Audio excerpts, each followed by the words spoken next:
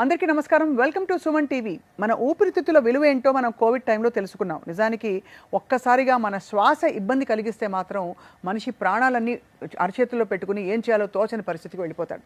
అటువంటిది పల్మనాలజీ రంగం అంత గొప్ప రంగం అని చెప్పచ్చు వైద్య రంగంలోనే. ఇవాల్టి మన special guest doctor TLN Swamy, senior interventional pulmonologist from Care Hospitals. So వారి ప్రస్థానం గురించి చెప్పాలంటే 26 సంవత్సరాల వారి ప్రస్థానంలో బహుశా 3 లక్షల మంది పేషెంట్లను చూస్తూ అనేక ప్రొసీజర్స్ అంటే లంగ్స్కి సంబంధించి నెమ్ము చేరిపోతే వాటిని డ్రైన్ చేయడం, అలాగే బ్రాంకోస్కోపీ, ఇంకా ఇతరత్ర ఏ సమస్యలు ఉన్నాయి లంగ్స్లో చూస్తూ స్లీప్ ఆప్నియా లాంటి చాలా కాంప్లెక్స్ కండిషన్స్ కూడా ట్రీట్ చేస్తూ వచ్చారు. అండ్ చాలామందికి హాయిగా శ్వాస పీల్చుకునే అవకాశాన్ని ప్రసాదించారు. డాక్టర్ టిఎల్ఎన్ స్వామి గారి ప్రయాణం గురించి తెలుసుకుందాం. సార్ నమస్కారం. నమస్కారం sir. First of all pulmonology రంగం ఎవర్ గ్రీన్ చెప్పాలి. బికాస్ కాలం మారుతున్న కొద్దీ పొల్యూషన్ పెరుగుతోంది. మనకి ఏమీ చేయకపోయినా గాలి పీల్చుకోవడం అనే ప్రాబ్లం వచ్చిందంటే చాలు మనం ఉండలేము. సో మీరు పల్మనాలజిస్ట్గా మారడానికి కారణాలు ఏంటి, పూర్వాపరాలు ఏంటి, మీ ప్రయాణం ఎలా కొనసాగింది? పల్మనాలజీ అనేది నాకు అంటే ఒక రకంగా యాక్సిడెంటల్గానే చెప్పాలి. డాక్టర్ కావాలని ఉండింది. ఫ్యామిలీలో కూడా దగ్గర బంధువుల్లో డాక్టర్స్ అంటూ ఎవరు లేకుండే. మా ఫాదర్ నన్ను డాక్టర్ చేయాలని చాలా ఆయనకి బాగా ఆసక్తి ఉండేది. సో అలాగే నాలో కూడా ఇంట్రెస్ట్ క్రియేట్ అయ్యి నేను డాక్టర్ అయిన తర్వాత అంటే ఏ ఫీల్డ్లోకి వెళ్ళాలనేది అప్పటికి ఆలోచించుకోలేదు. అంటే మా బ్యాచ్లో అంతా ఆ టైంలో యూఎస్కి వెళ్ళడం, యూకేకి వెళ్ళడం ఇట్లాంటి అంటే మా ఉస్మానియాలో చేశాను నేను. సో ఆ టైంలో ఆ ట్రెండ్ ఎక్కువగా ఉండింది. కాకపోతే నాకు సంహౌ యూఎస్ యూకేల మీద అంతగా ఇంట్రెస్ట్ లేకుండింది. సో ఒకసారి డాక్టర్ అయిన తర్వాత ఇంకా న్యాచురల్గా మనం పోస్ట్ గ్రాడ్యుయేట్కి దానికి ట్రై చేస్తాం కదా. సో ఆ ప్రాసెస్లో ఇన్ఫ్యాక్ట్ నేను అంటే యూకే ప్రయత్నం చేశాను. అక్కడికి వెళ్ళాను. అక్కడ ఒక సంవత్సరం పాటు అలా పని చేసినా కూడా నాకు ఎందుకో అక్కడ అంతగా రుచించలేదు. అంటే ఇంకా అక్కడ కంటిన్యూ చేయాలన్న ఇంట్రెస్ట్ రాలేదు బేసికల్లీ. అంటే అందరూ వెళ్తున్నారు కనుక మనం ఎక్స్ప్లోర్ చేయడానికి అన్నట్టుగా సరే అంటే ఒక ప్రయత్నం చేసి చూద్దాం, మళ్ళీ తర్వాత రిగ్రెట్ అవ్వకూడదని. అండ్ అట్లాగే ఏమైనా మనకి అవకాశాలు ఇంకా అంటే మనకి ఆ టైంకి ఇంకొక పర్టికులర్ ఇంట్రెస్ట్ అంటూ డెవలప్ కాలేదు కనుక అంటే ఏ ఫీల్డ్లో వెళ్ళాలి, ఆ డైరెక్షన్ ఏంటి అనేది. సో ఆ ప్రాసెస్లో యూకే కూడా వెళ్ళి అక్కడ ఇంకా అంతగా నచ్చక దెన్ బ్యాక్ ఇండియాకి వచ్చేసాను. బట్ ఈలోపే మనం అంటే పల్మనాలజీ పీజీ అనేది చేశాను నేను. సో వెళ్ళే ముందే అది ఒక రకంగా యాక్సిడెంటల్గా నాకు ఆ టైంకి వచ్చిన స్టడీలో ర్యాంక్ని బట్టి కానీ నాకు ఆ పల్మనాలజీ దొరికింది. కాకపోతే నేను ఒక మెడికల్ ఫీల్డ్ అనే అయితే అనుకున్నాను. నేను మెడికల్ ఫీల్డ్ అంటే it could be general medicine కావచ్చు, లేదంటే related specialities like neurology, pulmonology, cardiology, anyhow overall body అనేది నాకున్న ఇంట్రెస్ట్. సో అది స్పెసిఫిక్గా లంగ్స్ కావడం అనేది బహుశా ఇంటర్నల్గా నేను ఫ్లూట్ వాయిస్తాను. సో ఆ ఆస్పెక్ట్లో మేబీ అది రెస్పిరేటరీ సిస్టమ్కి సంబంధించిన విషయం కనుక కొంతవరకు నాకు పల్మనాలజీ వైపు బహుశా అది ఏమైనా ఇంట్రెస్ట్ ఇన్కల్కేట్ అయిందేమో, బహుశా అది కారణం అయి ఉండొచ్చు. సో ఫ్లూట్ వాయిస్తారు కాబట్టి మీ ఊపిరితిత్తులు చాలా బాగుండుంటాయి. నేను సంగీతం పాడతాను కాబట్టి నిలపడంలో స్వరాలు నిలపడంలోనే మనకి మన లంగ్ పవర్ పెరుగుతుంది. అవును అవును. 26 ఏళ్ల ప్రస్థానంలో మీరు చూసిన మార్పులు ఏంటి? శ్వాసకోశ వ్యాధులకు సంబంధించి మీ ప్రయాణం ఎలా కొనసాగింది? అంటే in terms of diseases as well as treatment. In fact నేను యాక్సిడెంటల్గా వచ్చినా కూడా పల్మనాలజీలో దాని మీద నాకు లేని ఇంట్రెస్ట్ అనేది క్రియేట్ అయింది. దానికి నేను చెప్పినట్టుగా ఆ ఫ్లూట్ ఒక కారణం కావచ్చు. ఆ రెండింటికున్న సంబంధం వల్ల నాకు పల్మనాలజీ మీద ఒక రకమైన మామూలు కంటే ఎక్కువ ఆసక్తి అనేది డెవలప్ అయింది. సో ఆ ప్రాసెస్లో నేను డెఫినెట్గా దాని మీద ఎక్కువ ఫోకస్ చేసి దాంట్లో ఇంకా ఎంత మ్యాక్సిమం నేర్చుకోగలను అనే ప్రయత్నంలో చాలా చోట్ల పనిచేశాను. చాలామంది సీనియర్స్ దగ్గర వర్క్ చేశాను. అలాగే యూకే కూడా వెళ్ళొచ్చాను. ఇన్ఫ్యాక్ట్ అదే ప్రాసెస్లో అక్కడ కూడా నేను రెస్పిరేటరీ డిపార్ట్మెంట్లో వర్క్ చేసి అక్కడ పరిస్థితులు ఎట్లా ఉంటాయి, వాళ్ళు ఏ రకంగా డిఫరెంట్గా ట్రీట్ చేస్తారు, ఇవన్నీ చూసుకుని ఆ తర్వాత అక్కడ నచ్చక ఇక్కడ వచ్చేసాను. వచ్చిన తర్వాత నాకు ఫస్ట్ ఆ టైంలో ప్రామినెంట్గా కేర్ హాస్పిటల్ కనపడింది. అండ్ ముందు నుంచి కొంత పరిచయం ఉంది కేర్ హాస్పిటల్ సోమరాజు గారితో కానివ్వండి, అందులో వర్క్ చేసే పల్మనాలజీ అండ్ క్రిటికల్ కేర్ టీంతో కానివ్వండి, నాకు కొంత ముందు పరిచయాలు ఉండడం వల్ల అక్కడికి వెళ్ళి నేను కేర్ హాస్పిటల్లో జాయిన్ అయిన తర్వాత ఇనిషియల్గా వెంటిలేటర్స్, క్రిటికల్ కేర్కి సంబంధించిన వర్క్ ఎక్కువగా చేశాను. ఆ తర్వాత అక్కడ చేస్తున్నప్పుడు క్రిటికల్ కేర్లో ఉన్నప్పుడు ఐసీయూలో ఉన్నప్పుడు మనం ఓన్లీ లిమిటెడ్గా వర్క్ చేయాల్సి ఉంటుంది. ఓన్లీ మన ఓవరాల్ టైం అంతా అక్కడే స్పెండ్ చేయాల్సి ఉంటుంది. సో ఆ పరిస్థితుల్లో అంటే బయట నుంచి వచ్చే అవుట్ పేషెంట్స్ వాళ్ళకి సంబంధించిన పల్మనరీ ఇష్యూస్ని అంతగా అటెండ్ చేయడానికి కానీ ఫోకస్ చేయడానికి కానీ అవకాశం ఉండేది కాదు. సో అందుకని ఇంకా కొంచెంగా క్రిటికల్ కేర్ వర్క్ని తగ్గించుకొని నేను మళ్ళీ అంటే అవుట్ పేషెంట్ రిలేటెడ్, ఎందుకంటే కామన్గా లంగ్ అనేది మోస్ట్ ఎక్స్పోజ్డ్ ఆర్గన్. అవును. సో అది ఎన్విరాన్మెంట్కి చాలా ఎక్కువగా ఆఫ్టర్ స్కిన్ లంగ్ అనేది మోస్ట్ ఎక్స్పోజ్డ్ ఆర్గన్ కనుక లంగ్స్లో ఉండే ప్రాబ్లమ్స్ అని మీరు ఇంతకుముందు చెప్పినట్టుగా ఇట్స్ లైక్ ఎవర్ గ్రీన్ ఉంటాయి. ఎందుకంటే పొల్యూషన్ మనం వద్దనుకున్నా వస్తుంది, మనం అన్ని జాగ్రత్తలు పాటించిన గాలి మార్చలేంగా. అవును. సో అలాగే లంగ్ రిలేటెడ్ కండిషన్స్ పర్టికులర్లీ రకరకాల ఇన్ఫెక్షన్లు అవి కూడా చాలా ఎక్కువగా ఉంటాయి లంగ్స్లో. So majority of medical diseases మనకి లంగ్స్లోనే ఉంటాయి. సో అందువల్ల ఈ అవుట్ పేషెంట్ మీద ఫోకస్ ఎక్కువ చేయాలి, or rather common conditions in pulmonology ఎక్కువ ఫోకస్ చేయాలన్న ఉద్దేశంతో then I started moving in to this side of pulmonology rather than critical pulmonology. అది సో మొత్తానికి సార్ ఇప్పుడు అంటే ఇదివరకు ఆస్మా ఉబ్బసం వచ్చిందంటే కొంతమందికి మాత్రమే కొన్ని లక్షణాలతో అలర్జీ ఉన్న వాళ్ళ టైప్ బాడీస్కే వస్తుంది అని చెప్పేవారు. ఇప్పుడు అందరికీ కామన్గా కొద్దో గొప్ప అందరికీ సమస్యలు కంటిన్యూ అవుతున్నాయి సార్. అంటే we have to take extra care. అందరూ ఏదో ఒక మెయింటెనెన్స్ స్టీరాయిడ్ మీదనే ఉంటున్నారు. 1 puff a day, లేదు 2 ఆ ముక్కులో కొట్టుకునేవి ఉంటాయి కదా సార్, నేజల్ స్ప్రేస్ పెట్టుకుని ప్రివెంటివ్ మెడిసిన్లో ఉన్నారు చాలామంది సార్. అందరికీ ఒక కోరిక ఉంటుంది మనం ఎక్కువ కాలం బతకాలని చెప్పి. సో మీ దృష్టిలో యాజ్ అ పల్మనాలజిస్ట్ ఎక్కువ కాలం మన ఊపిరితిత్తుల సమస్యలు రాకుండా ఎక్కువ కాలం మనం బ్రతకాలంటే, ఎందుకంటే శ్వాస ఒక్కటి తగ్గిపోయినా మనకి అయిపోయింది ఇంకా, అలాంటిది ఏం చేయొచ్చు అంటారు? What can we do to live longer and healthier? Long లైఫ్కి మీరు చెప్పినట్టుగా ఊపిరి అనేది చాలా ఇంపార్టెంట్ అండ్ ఊపిరితిత్తుల ఫిట్నెస్ అనేది కూడా it plays a major role. ఎందుకు అనేది అంటే నేను చెప్పినట్టుగా ఊపిరితిత్తులు మోస్ట్ ఎక్స్పోజ్డ్ ఆర్గన్ కనుక అందులో వచ్చే ప్రాబ్లమ్స్ అనేటివి ఎప్పటికీ కంటిన్యూస్గా వస్తుంటాయి. సో వాటిని తట్టుకొని నిలబడగలిగేట్టుగా మనం లంగ్స్ని ఫిట్గా చేయగలిగితే ఇట్లాంటి రిపీటెడ్ ప్రాబ్లమ్స్ డిజీజెస్ నుంచి మనము న్యాచురల్గా ప్రివెంట్ చేసుకోవచ్చు. సో దాన్ని అచీవ్ చేయడానికి లంగ్ ఫిట్నెస్ ఇంప్రూవ్ చేసుకోవడానికి ముఖ్యంగా బ్రీదింగ్ రిలేటెడ్, అది హైజీన్ అవ్వచ్చు ఆర్ ఎక్సర్సైజ్ కావచ్చు, ఆ దృష్టితోటి మనం బ్రీత్ మీద ఫోకస్ చేయగలిగితే, అంటే పర్టికులర్లీ బ్రీదింగ్ ఎక్సర్సైజెస్ అనేటివి మనకు కొన్నిసార్లు స్పాంటేనియస్గా జరిగిపోతాయి. అంటే ఏ యాక్టివిటీస్లో ఆర్ ఎక్సర్సైజెస్లో మనం ఊపిరితిత్తులను ఎక్కువ పని చేయాల్సి ఉంటుందో, అది అంటే ఒక స్పీడ్ వాక్ కావచ్చు ఆర్ జాగింగ్ లాంటి యాక్టివిటీ కావచ్చు, ఫర్ ఎగ్జాంపుల్ ఈవెన్ స్విమ్మింగ్ లాంటి యాక్టివిటీ కావచ్చు. సో ఎక్కడైతే మనం ఎక్కువ బ్రీత్ చేయాల్సిన అవసరం పడుతుందో అట్లాంటి యాక్టివిటీస్లో న్యాచురల్లీ కొంత స్పాంటేనియస్ లంగ్ ఫిట్నెస్ మనకి వస్తుంది.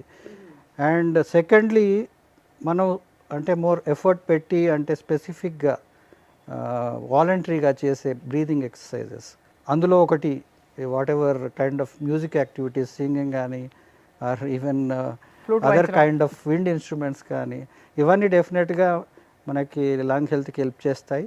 అండ్ ఫైనల్లీ అందరికీ తెలిసిన most common breathing exercises in the form of yoga and ఆ ప్రాణాయామం ప్రక్రియలు అట్లాంటివి చేయడం వల్ల కూడా మనకి లంగ్స్ హెల్త్ అనేది, ఫిట్నెస్ అనేది ఇంప్రూవ్ అవుతుంది. అంటే మన బాడీకి ఎట్లయితే జనరల్ ఎక్సర్సైజ్ చేస్తామో సిమిలర్లీ లంగ్స్ని కూడా అలా ఎక్సర్సైజ్ చేయించడం, అది అంటే ఇప్పుడు కొన్ని పర్టికులర్ డివైజెస్ కూడా ఉన్నాయి. ఫంక్షన్ టెస్ట్ కాదు ఇది, స్పైరోమెట్రీ అనేది. సో ఆ స్పైరోమీటర్ అనే దాంతో మనం బ్రీదింగ్ ఎక్సర్సైజెస్ చేయొచ్చు, ఇన్సెంటివ్ స్పైరోమెట్రీ. సో అదొక చిన్న డివైస్ ఉంటుంది, మీరు చూసే ఉంటారు ఆపరేషన్ అయిన పేషెంట్స్కి, వాళ్ళకి ముందు కూడా ఈ 3 balls తోటి దాన్ని బాల్స్ని లిఫ్ట్ చేసే ఒక చిన్న డివైస్ ఉంటుంది. సో దాంట్లో డీప్ బ్రీదింగ్ చేయడం వల్ల మన రెస్పిరేటరీ మజిల్స్ని ఇంప్రూవ్ చేసి లంగ్ కెపాసిటీని ఇంప్రూవ్ చేస్తాం. సో ఆ కైండ్ ఆఫ్ అదే యాక్టివిటీ మనం యోగాలో ప్రాణాయామ రూపంలో చేస్తాం. ఆ డివైస్ ఉన్నప్పుడు మనకు ఆబ్జెక్టివ్గా ఒక క్వాంటిఫికేషన్ ఆఫ్ మనం ఎంత చేస్తున్నాం అనేది తెలుస్తుంది.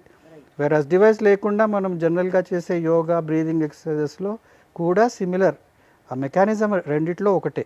మనం ఎంత డీప్గా బ్రీత్ చేయగలుగుతామో, ఎంతగా హోల్డ్ చేయగలుగుతామో అనేది అందులో ఇట్ మ్యాటర్స్, ఆ లంగ్ కెపాసిటీని ఇంప్రూవ్ చేయడానికి. సో ఆబ్వియస్లీ శ్వాస అన్నిటికీ బేస్ మనందరికీ తెలుసు కాబట్టి శ్వాసకోశ ఇబ్బందులు లేకుండా మన ఊపిరితిత్తుల్ని ఆరోగ్యంగా ఉంచే స్పెషల్ ఎఫర్ట్ అయితే పుట్టించేయడం అవసరం ఈ వాటి రోజుల్లో. తప్పకుండా. సార్, మీరు ఈ 25 ఏళ్ల 26 ఏళ్ల ప్రస్థానంలో మీరు చూసిన most critical case which you feel very proud of, మీరు ఒక కేసుని నేను సాల్వ్ చేశాను, ఎంత బాగా చేశాను, లేకపోతే ఎంత బాగా కోలుకున్నారు వీళ్ళని గర్వపడే కేసు ఏంటి సార్? అలాంటి చాలా ఉన్నాయి. పర్టికులర్లీ కోవిడ్ టైంలో అయితే ఎంతోమంది ఆల్మోస్ట్ ప్రాణాల మీద ఆశ వదిలేసుకుని ఉండే పరిస్థితుల్లో కూడా ఆ సస్టైన్డ్ ఎఫర్ట్ ద్వారా అండ్ మనం దాన్ని అక్కడ అంటే ఇంకా దాన్ని ఆపకుండా, నాకు ఒక కేసు గుర్తుంది. తను నార్త్ ఇండియాలో ఎక్కడో he was from that Dehradun. So అక్కడి నుంచి వచ్చిన ఒక పేషెంట్ ఇక్కడ మన హైదరాబాద్లో సాఫ్ట్వేర్ ఇంజనీర్గా పనిచేసేవాడు. అతను కోవిడ్ టైంలో వచ్చి అడ్మిట్ అయ్యాడు. ఆయనకి లంగ్స్ పూర్తిగా కంప్లీట్గా ఇంకా ఫుల్లీ ఇన్వాల్వ్డ్.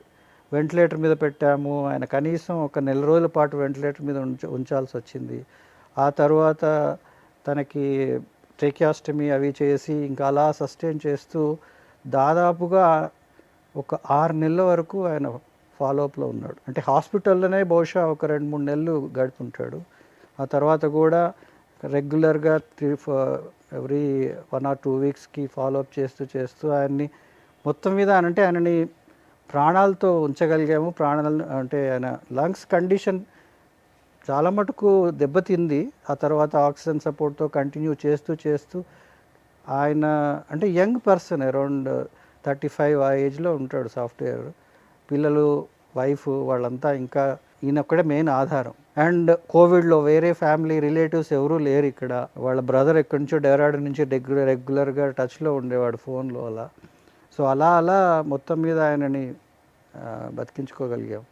సో అట్లాంటి పేషెంట్స్ తలుచుకున్నప్పుడు న్యాచురల్గా సో ట్రకెస్టమీ చేసి తర్వాత అతనికి మళ్ళీ సపోర్ట్ వచ్చిన తర్వాత మళ్ళీ తీసేశారా సార్ పైపు? సపోర్ట్ వచ్చిన తర్వాత ట్రకెస్టమీ పైప్ తీసేసి ఆ తర్వాత ఆయన్ని అలా. బట్ ఐఎమ్ వండరింగ్ సార్, ఆ టైంలో స్టెబిలైజ్ చేసి మళ్ళీ అతని ఊపిరితిత్తులు పుంజుకోవడానికి ఏమి సార్, స్టీరాయిడ్స్ ఇస్తారా, మెడికేషన్స్ ఉంటాయా దాన్ని రీఎనర్జైజ్ చేసి ఊపిరితిత్తులు? ఈ స్టీరాయిడ్స్ అనేటివి ఇవ్వాలి, కాకపోతే దానికి లిమిటెడ్ రోల్ ఉంటుంది. పర్టికులర్లీ కోవిడ్ టైంలో స్టీరాయిడ్స్ వర్ వెరీ యూస్ఫుల్.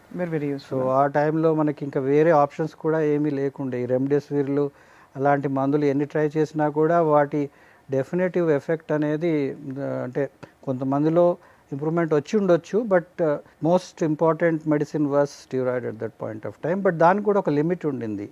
అంటే we could not have given అది కంటిన్యూస్గా ఫర్ ఎవర్ ఇచ్చే మెడిసిన్ కాదు, దానివల్ల సైడ్ ఎఫెక్ట్స్ ఉంటాయి. సో ఇనీషియల్గా దాన్ని ఒక లెవెల్ వరకు ఇంప్రూవ్ చేయడానికి స్టీరాయిడ్స్ అనేటివి హెల్ప్ చేస్తాయి లంగ్స్లో.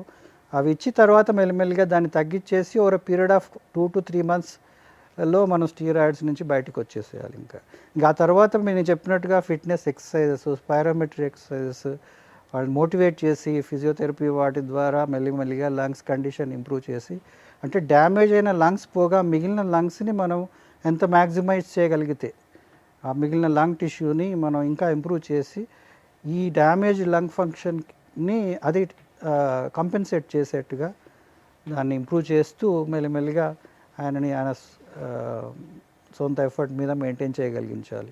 డాక్టర్ టీఎల్ఎన్ స్వామి గారు, ఇండియా ఇదివరకు చాలా హెల్దీగా ఉండేది. భారతదేశంలో మీ పేరెంట్స్ కావచ్చు, గ్రాండ్ పేరెంట్స్ కావచ్చు, వాళ్ళకి ఏదో ఫ్యామిలియల్ హిస్టరీతో వచ్చే సమస్యలు తప్ప లైఫ్ స్టైల్గా పరంగా చూస్తే డయాబెటీసు, ఈ సిండ్రోమిక్స్లు ఇవన్నీ రావట్లేదు.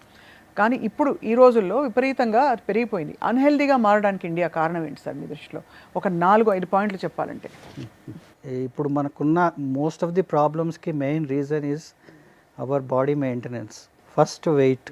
మనం యాక్చువల్గా ఒక రకంగా చెప్పాలంటే we are overnourished most of us, but that is also a malnourishment. Overnourished అంటే అవసరానికి మించి మన బాడీకి న్యూట్రిషన్ ప్రొవైడ్ చేస్తున్నాం. అందులో అంటే ఎసెన్షియల్ న్యూట్రియంట్స్ కంటే కూడా most of the unnecessary nutrition provide చేస్తున్నాం. దానివల్ల మనం వెయిట్ పుట్ ఆన్ చేసి దానివల్ల మ్యాక్సిమం ప్రాబ్లమ్స్ అన్నీ, మీరు షుగర్ కావచ్చు, బీపీ కావచ్చు, హైపర్లైపిడమిక్ స్టేట్స్ కావచ్చు, ఆర్ ఎనీ థైరాయిడ్ ఇష్యూస్ కావచ్చు, most of these conditions are related to the intake that we take. So అది దాన్ని మోడరేట్ చేసి దాన్ని హెల్దీగా చేయగలిగితే I think majority of these problems will not surface. So మనకి ఊపిరితిత్తుల వ్యాధి కూడా మనకి ఇబ్బందులు కూడా అంటే శ్వాస పీల్చుకునే ఇబ్బందులు కూడా ఓవర్ వెయిట్ తో వస్తాయి. న్యాచురల్లీ స్లీప్ యాప్నియా కూడా ఓవర్ వెయిట్ తో వస్తుంది. స్లీప్ యాప్నియాకి major contributor over weight.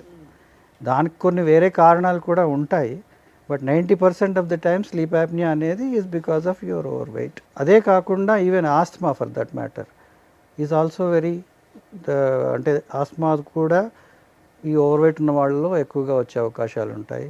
And also over weight వల్ల వచ్చే other conditions, hypertension, diabetes and any other organ diseases, వీటి వల్ల కూడా బాడీ ఇమ్యూనిటీ దెబ్బతిని ఈ లంగ్ ఇన్ఫెక్షన్స్ అనేటివి ఎక్కువగా వచ్చే అవకాశాలు ఉంటాయి. సో అంటే మనం దానివల్ల ఈ రెసిస్టెన్స్ తగ్గుతూ మాటికి ఇట్లాంటి రెస్పిరేటరీ ఇన్ఫెక్షన్స్ డెవలప్ అవ్వడం. సో అల్టిమేట్లీ రెస్పిరేటరీ డిజీజెస్ కూడా ఇది ఒక కంట్రిబ్యూటింగ్ ఫ్యాక్టర్. సో వెయిటే మెయిన్ ప్రాబ్లం అంటారు. అంతే కదా. ఇప్పుడు మనం బ్రీత్ చేయాలి అని అంటే దాని చుట్టూ ఉన్న చెస్ట్ వెయిట్ అనేది వెయిట్ ఎక్కువగా ఉందనుకోండి, ఎక్కువ ఎఫర్ట్ పెట్టాలి. సో న్యాచురల్లీ ఓవర్ వెయిట్ ఉండడం వల్ల మనం అంత డీప్గా బ్రీత్ చేయలేము, లంగ్ కెపాసిటీ మెల్లిమెల్లిగా తగ్గిపోతూ ఉంటుంది. సో దట్ కంట్రిబ్యూట్స్ టు మనకి over period of time less lung fitness and more chance. అందుకే మెట్లెక్కేటప్పుడు కూడా వెయిట్ ఎక్కువ ఉన్న వాళ్ళకి ఆయాసం ఎక్కువ వస్తుంది బహుశా. I'm saying apart from heart. And not only that, అంటే ఇప్పుడు మనకి రెస్పిరేటరీ సిస్టమ్ అనేది బాడీకి ఆక్సిజన్ ప్రొవైడ్ చేస్తుంది. అది ఒక 50 kg అండ్ అంటే ఆప్టిమల్ వెయిట్ ఉందనుకోండి, వాళ్ళకి ప్రొవైడ్ చేయాల్సిన ఆక్సిజన్ తక్కువగా ఉంటుంది. అది మామూలుగా లంగ్ తన పని తాను చేస్తే సరిపోతుంది. దీన్ని ఓవర్ డోస్ చేసినట్టు ఉంటుంది. ఇప్పుడు అంతే కదా, దానికి 100 kg యాడ్ చేశారనుకోండి, ఇది అంత ఎక్స్ట్రా సప్లై చేయాలి. అది అంటే ఎవ్రీ ఎఫర్ట్ అంత ఎక్స్ట్రా పెట్టాల్సి ఉంటుంది respiratory system. Naturally over period of time it start struggling, gets weaker. So unhealthy ఇండియాకి primary cause is weight gain. Weight gain in the latest generation as of now what is happening, which is causing so many issues and so many other issues. Doctor Swamy, మీరు మీ ఆరోగ్యాన్ని ఎలా చూసుకుంటారు? ఏం తింటారు? మీ ఆహార వ్యవహారాలు, ఎందుకంటే మనకు అన్ని అవయవాలకి ఫుడ్ రిలేటెడ్ కొన్ని ఉంటాయి. అలా లంగ్స్కి ఏముందో మనకు తెలియదు, చల్ల పదార్థాలు తినకూడదా, ఏమేమి చేయొచ్చు. But how do you take care of your health sir? చెప్పాలంటే మనం న్యాచురల్గా దొరికే రెగ్యులర్ డయట్ అనేది సమ్వాట్ అంటే అది most important for us. But కాకపోతే ప్రతిదానికి the key is the moderation. మనం ఏది తీసుకున్నా కూడా అది మోడరేట్ క్వాంటిటీలో. ఏదైనా ఓవర్డూ చేస్తే న్యాచురల్లీ దానివల్ల అతి సర్వత్ర వర్జయేత్. సో అలా మనకి ఏది తీసుకున్నా కూడా మనం తీసుకునే రెగ్యులర్ డయట్ ఒక మోడరేషన్లో తీసుకుంటే చాలా వరకు మన రెగ్యులర్ రిక్వైర్మెంట్స్ అనేటివి సఫేస్ అవుతాయి. కాకపోతే అందులో కూడా if we can make it, particularly say I'm a vegetarian. So వెజిటేరియన్స్కి కొన్ని ల్యాక్స్ అంటే కొన్ని ఇష్యూస్ అంటే న్యూట్రిషనల్ ఇష్యూస్ రావచ్చు. బికాస్ ద వే మనకి B12 డెఫిషియన్సీ అనేది వెజిటేరియన్స్లో ఎక్కువగా ఉంటుంది. అంటే కొన్ని సప్లైస్ లైక్ ప్రోటీన్స్ కూడా మనకి వెజిటేరియన్ ఫుడ్లో తక్కువగా తీసుకోవాల్సి వస్తుంది. సో అందుకని వాటి మీద ఫోకస్ చేయగలిగితే, అంటే ప్రోటీన్ మనం ప్రాపర్గా సప్లిమెంట్ చేయగలిగితే మన ఫుడ్లో ప్రోటీన్ లైక్ సే ఈ దాల్స్ కానివ్వండి, మిల్క్ అండ్ కర్డ్ ఇట్లాంటి ఐటమ్స్లో మనకి ప్రోటీన్ బాగా దొరుకుతుంది కనుక కొంచెం ఆ ఆస్పెక్ట్లో మనం దాని క్వాంటిటీ కొంచెం సరిపడా తీసుకుని, అండ్ ఫైబర్ మనం హోల్ ఆఫ్ అంటే డయట్లో most important other than your proteins is fibre.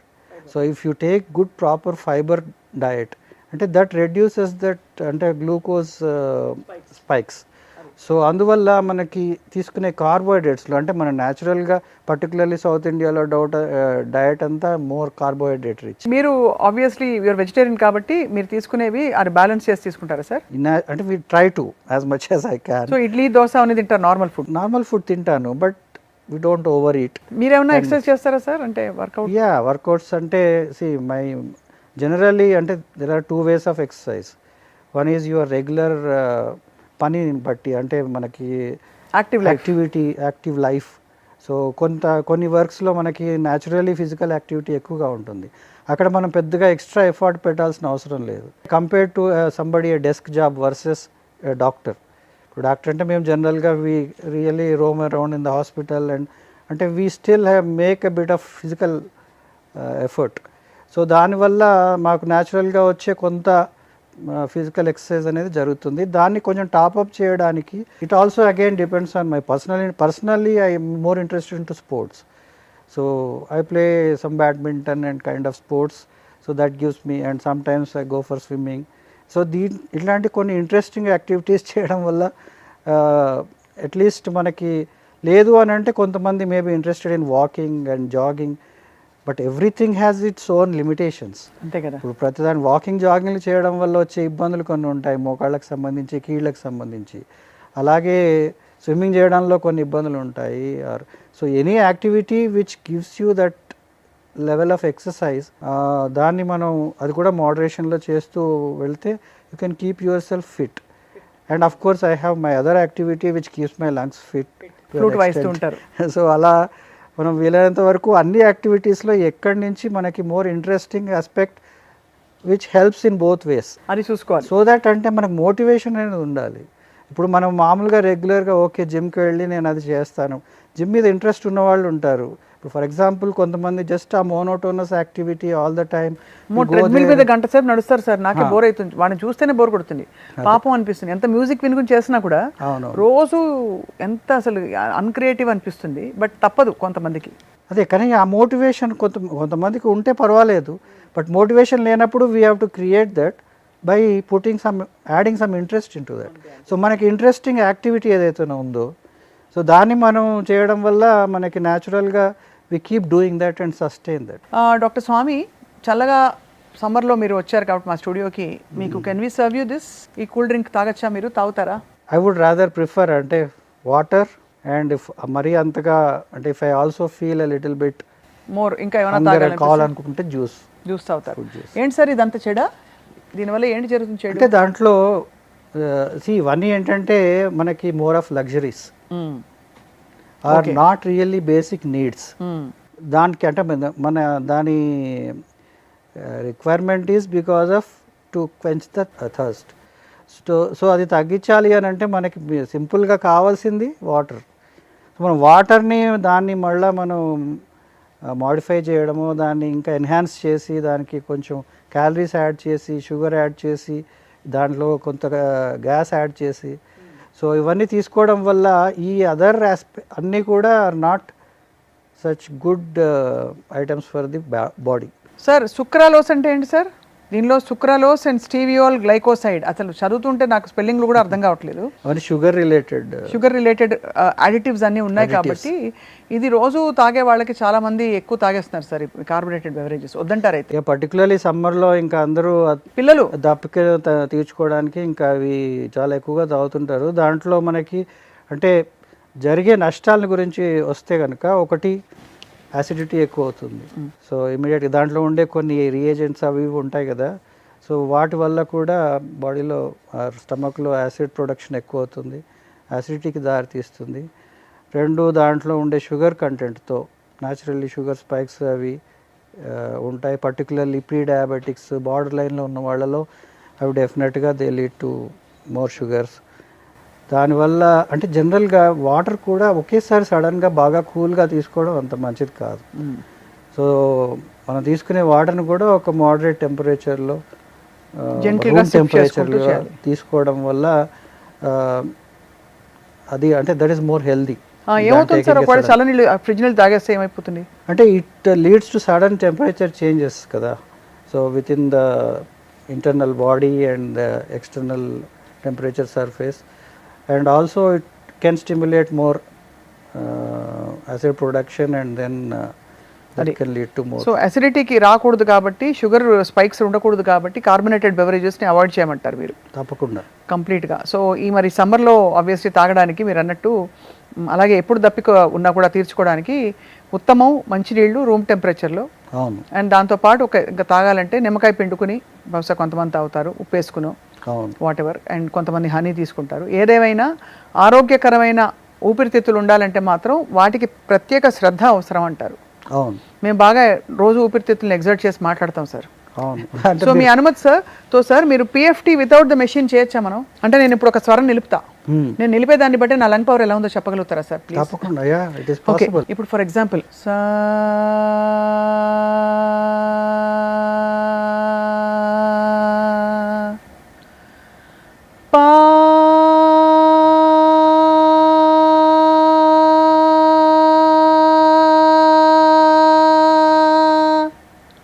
ఎలా ఉంది సార్?